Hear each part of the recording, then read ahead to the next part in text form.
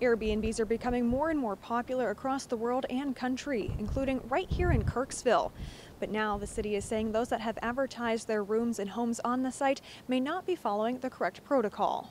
Airbnb is a popular online hospitality service.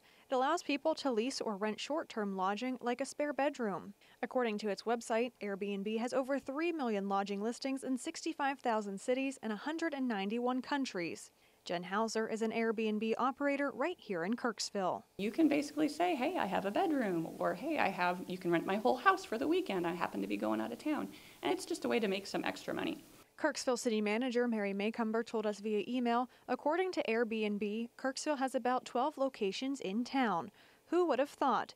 But there are times when the hotels are full, so having additional options is a good thing. Hauser knows firsthand that during particular seasons, hotels in the area fill up fast, and many times people have to stay in towns other than Kirksville. I was a faculty member at Truman State, and my husband's faculty at AT Still, and we know that people come far and wide to go to graduation and homecoming and parents' weekend, and we know that they end up driving like an hour from their hotel room just to come in for graduation. And we thought, well, God, that's silly. Why don't we open our house up and meet some of these amazing parents? But opening up your doors and welcoming people into your home isn't as easy as everyone may think.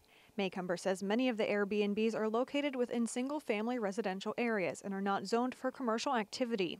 As a result, that has raised concerns from neighbors of those who rent their properties. The city manager pointed out to us in an email that the Airbnb website encourages hosts to reach out to their neighbors and ensure they meet all city regulations. That includes obtaining a business license and paying any lodging taxes like existing bed and breakfasts do.